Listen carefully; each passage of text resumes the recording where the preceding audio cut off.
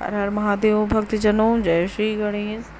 आज हम आपके सामने फिर उपस्थित हैं ऋषि पंचमी के विशेषता का वर्णन करने के लिए। ऋषि पंचमी क्या होती है? शुक्ल पक्ष भाद्रपद, जिसे भादो भी कहते हैं जनभाषा में, भाद्रपद महीने के शुक्ल पक्ष की पंचमी तिथि हमारे ऋषियों के लिए समर्पित है। इस दिन ऋषियों का पूजन किया जाता है और जाने अनजाने में जो किए गए हमसे कुछ भी त्रुटि या अनजाने में किए गए पापों से मुक्ति के लिए ये होता है। इसमें विशेषकर महिलाओं द्वारा ये व्रत किया जाता है। जो महिलाएं जाने अनजाने किसी को रजस्वला स्थिति में भोजन बना देती हैं और खिला देती हैं या पूजा पाठ की वस्तुओं को छू लेती हैं, तो उनकी क्षमा प्रार्थना के लिए ये पर्व मनाया जाता है। अब देखिए, हमारा भादों का महीना कितना पावन पुनीत है, कितना वर्णन करें इसका, कम ही है। हमारे कृष्ण पक्ष में हमारे कान्हा जी आते हैं, जन्म लेते हैं। बलराम जी आते हैं हल छठ के दिन, अष्टमी तिथि को भगवान हमारे श्री कृष्ण जन्म लेते हैं, हम उसका उत्सव मनाते हैं। इसके बाद हमारा शुक्ल पक्ष आ गया, हमने दूज देखा, चंद्र दर्शन करते हैं हम। फिर तृतीया तिथि को सुहाग की, अखंड सुहाग की प्राप्ति के लिए, धन धान संपन्नता की प्राप्ति के लिए हम हरतालिका का व्रत करते हैं। अगले ही दिन हमारे विघ्नेश्वर भगवान गणेश का जन्म दिवस होता है, गणेश चतुर्थी के रूप में। और उसके जस्ट अगले ही दिन ऋषि पंचमी का त्यौहार मनाया जाता है। ये दिन हमारा ऋषियों के प्रति समर्पित भाव समर्पण करने का ये त्यौहार है। हमसे जाने अनजाने में कुछ जो गलतियां हो जाती हैं, उनके निवारण के लिए, उसके पश्चाताप के लिए, क्षमा प्रार्थना के लिए ये जो है ऋषि पंचमी का पर्व मनाया जाता है। इस दिन हम अपने ऋषियों के प्रति अपना समर्पण भाव देते हैं और व्रत रहते हैं। खासकर महिलाएं और हमारी बच्चियां वो भी कर सकती हैं जो रजस्वला होती हैं। बस ध्यान रहे कि जिनके घर में इस साल मृत्यु हुई हो, सूतक पातक लगा हो, वो ये व्रत नहीं कर सकते, वो फिर अगले साल से करेंगे। तो ये हमारी ऋषि पंचमी कब है? ये हमारी 11 सितंबर 2021 को पड़ रही है। इसमें हमारे सप्त ऋषियों का पूजन करते हैं। अब सप्त ऋषि हमारे कौन? हमारे ऋषि वशिष्ठ, जो राम जी के गुरु थे, दशरथ जी के गुरु थे। इसके साथ ही महर्षि भारद्वाज, महर्षि जमदग्नि, महर्षि गौतम, महर्षि अत्रि, जो सती अनुसुईया जी के पति थे। तो महर्षि जमदग्नि, महर्षि कर्ण, अगर मैंने दोबारा नाम ले ली हूँ तो क्षमा कीजिएगा, क्योंकि भावावेश में ना कभी कभी रिपीटेशन हो जाता है।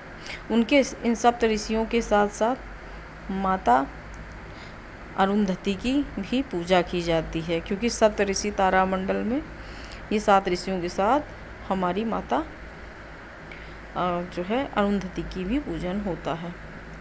तो अब हमें इनका पूजन विधान कैसे करना है, चलिए उसका चर्चा करते हैं। प्रातःकाल आप सामान्य स्नान कर लें और सामान्य अपना पूजन कर लें। ये पूजन मध्याह्न के समय यानी दोपहर के समय ही विशेष रूप से किया जाता है। एक बार आपने सामान्य स्नान कर लिया, अपनी नियमित पूजा पाठ कर ली और सुबह आपने पूजा पाठ के समय संकल्प ले लेंगे कि हम आज ऋषि पंचमी के लिए व्रत रखेंगे। आप अपनी वाणी और अपने भाव के अनुसार अलग अलग तरह से कह सकते हैं। इसके बाद मध्याह्न काल में पंचगव्य से स्नान का महत्व है। पंचगव्य क्या है? हमारे दूध, दही, गौघृत, सब गाय का ही होता है। गव्य मतलब गाय से बनी चीज़ें, तो दूध, दही, घी, गौमूत्र, ये सब चीज़ें। अगर आपके पास ये उपलब्ध नहीं है तो आप सिंपल कच्चे दूध से स्नान कर लें। अगर उससे नहीं स्नान करना चाहते तो आप दही अपने पूरे शरीर पे मल लें और स्नान कर लें शुद्ध जल से। ये नहीं मिलता तो आप गंगा जल से नहा लें। गंगा जल तो हर सनातनी के घर में ही रहता है। और इसके अलावा बाल्टी में आप काले तिल और आंवले का चूर्ण डाल के उससे भी स्नान का विधान है। आप अपनी सुविधा अनुसार एक मार्ग चुन लीजिए और ये विशेष स्नान करिए। इसके पश्चात एक चौकी लीजिए, उस पर लाल कपड़ा बिछाइए। ध्यान रखिए, हमारे हिंदू शास्त्रों में लाल और पीले वस्त्रों का ही प्रयोग होता है भगवान को आसन देने के लिए। मुख्यतया लाल, अगर लाल नहीं मिल पाता तो आप पीला वस्त्र ले लीजिए। लाल वस्त्र बिछाइए, उस पर अष्टदल कमल बिछाइए। अगर कमल का फूल मिलता है तो नहीं मिल पाता तो आप चावल से या आटे से या हल्दी से आप कमल की आकृति बना लीजिए, अष्टकमल की पत्तियां बना लीजिए। इसके ऊपर कलश स्थापित कीजिए। फिर आप 16 कटोरी ले लीजिए या दोने ले लीजिए, उनमें चावल और पुष्प थोड़ा थोड़ा डाल दीजिए।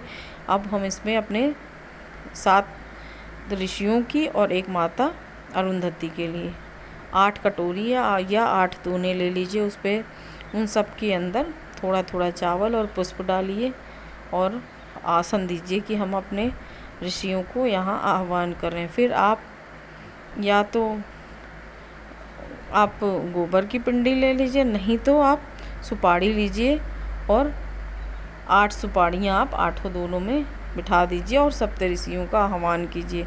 फिर उन्हें जल से स्नान कराइए, उन्हें पुष्प समर्पित कीजिए, उनका चंदन लगाइए उन्हें। उसके बाद उन्हें नैवेद्य अर्पित कीजिए, उन्हें धूप दिखाइए, दीप दिखाइए और कथा पढ़िए। कथा पढ़ने के बाद आप अपनी आरती पूजा करिए। इसके साथ ही आप एक उपाय और करिए कि आप इस दिन अपने घर में ब्राह्मण ज़रूर बुलाइए। ब्राह्मण बुला के उनको भोजन कराइए, उन्हें वस्त्र दीजिए। ज़्यादा नहीं दे सकते तो एक एक अंगोछा तो दे ही सकते हैं, एक एक अंगोछा दीजिए, उन्हें तिलक लगाइए, उन्हें दक्षिणा दीजिए और उनके चरण स्पर्श कीजिए। ये हमारे ऋषि ऋण से उऋण होने का समझ लीजिए एक माध्यम है और ये हर सनातनी को करना चाहिए। हमारे ऊपर 3 ऋण होते हैं, देव ऋण, पितृ ऋण और ऋषि ऋण। देव ऋण हम भगवान का पूजन पाठ करके, भगवान ने हमें पता नहीं कितनी संपत्ति दी है, कितनी सुविधाएं दी हैं, तो उनका के प्रति अपनी कृतज्ञता अर्पित करने के लिए हम पूजन पाठ करते हैं। फिर आप पितर ऋण के लिए हम भी बहुत से उपाय करते हैं, पितरों का तर्पण करते हैं, उनके निमित्त यज्ञ हवन करवाते हैं, ब्राह्मणों को भोज कराते हैं। इसके बाद हमारे देव ऋषि, इन्होंने हमें संस्कार दिए, हमारे संस्कारों को बांधा, हमें ज्ञान परंपरा दी और हमें उचित अनुचित का ज्ञान कराया और बहुत ही उपकार किया है जो वाणी से कहना ही असंभव है। तो उनके प्रति अपना जो है कृतज्ञता का भाव उनके प्रति रखते हुए हमें ऋषि पंचमी का पर्व अवश्य मनाना चाहिए और हर सनातनी को मनाना चाहिए।